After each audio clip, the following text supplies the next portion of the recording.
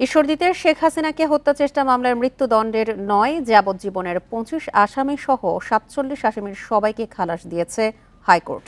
মামলাটিকে বিদ্বেষপূর্ণ বলে বিচারিক আদালতের রায়ে ত্রুটি ছিল বলেও পর্যবেক্ষণে জানানো হয়েছে। সকালে বিচারপতি মোহাম্মদ মাহবুবুল ইসলাম এবং বিচারপতি মোহাম্মদ হামিদুর রহমানের সমন্বিত বেঞ্চ এই রায় দেন। এ সময় দেয়া পর্যবেক্ষণে বলা হয়েছে, এই মামলায় তিলকে তাল বানানো হয়েছে। সে কারণেই বিচারিক আদালতের রায় ত্রুটিপূর্ণ, তাই সেটি বাতিল করা হলো। ১৯৯৪ সালের ২৩শে সেপ্টেম্বর দলীয় কর্মসূচির অংশ হিসেবে ট্রেন মার্চ করেছিলেন তখনকার বিরোধী দলীয় নেতা শেখ হাসিনা। ট্রেনটি ঈশ্বরদী স্টেশনে পৌঁছালে গুলি ও বোমা ছোড়া হয় বলে উল্লেখ করা হয়েছিল। পরে ওই মামলায় ২০১৯ সালে ৯ জনকে ফাঁসি, ২৫ জনকে যাবজ্জীবন ও ১৩ জনকে ১০ বছর করে কারাদণ্ড দিয়েছিল পাবনার অতিরিক্ত জেলা ও দায়রা জজ আদালত।